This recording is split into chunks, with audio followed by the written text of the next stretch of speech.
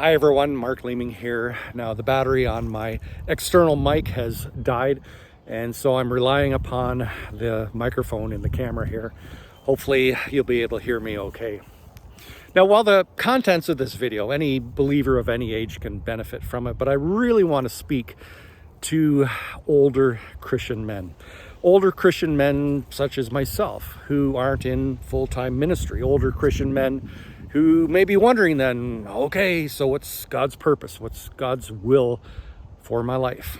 Well, Titus 2:2, a Bible verse that not only you should memorize, but also use as a spiritual checklist of sorts. So what does Titus 2:2 say? Allow me to use the illustration of a lighthouse keeper. Prior to the automation of lighthouses, when a lighthouse actually required a lighthouse keeper to live on site year-round, the main task, the main purpose of a lighthouse keeper was fairly straightforward.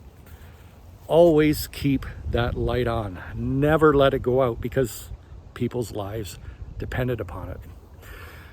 The Apostle Paul had evangelized the island of Crete in the Mediterranean, and he left behind a young man by the name of Titus to oversee these brand new churches, to strengthen them, and to establish solid Christian leadership within them.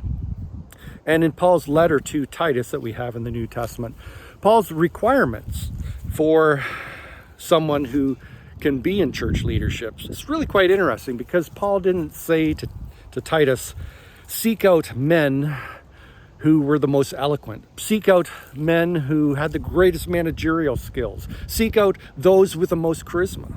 No.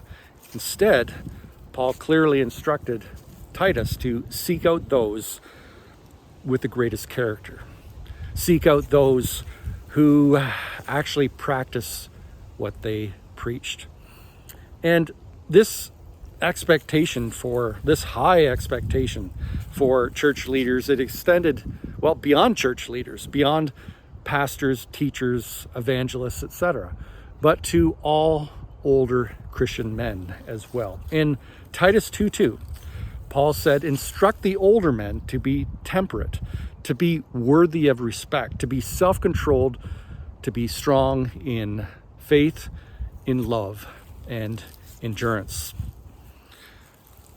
In other words, for older men, we are to be men of good character. We must be reliable.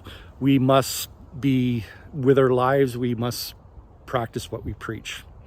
We must be that lighthouse so that when the storms of life hit, people can look to for guidance and hope.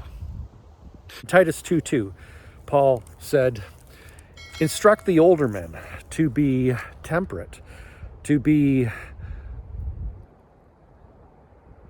and I've forgotten it, verse that I'm supposed to memorize.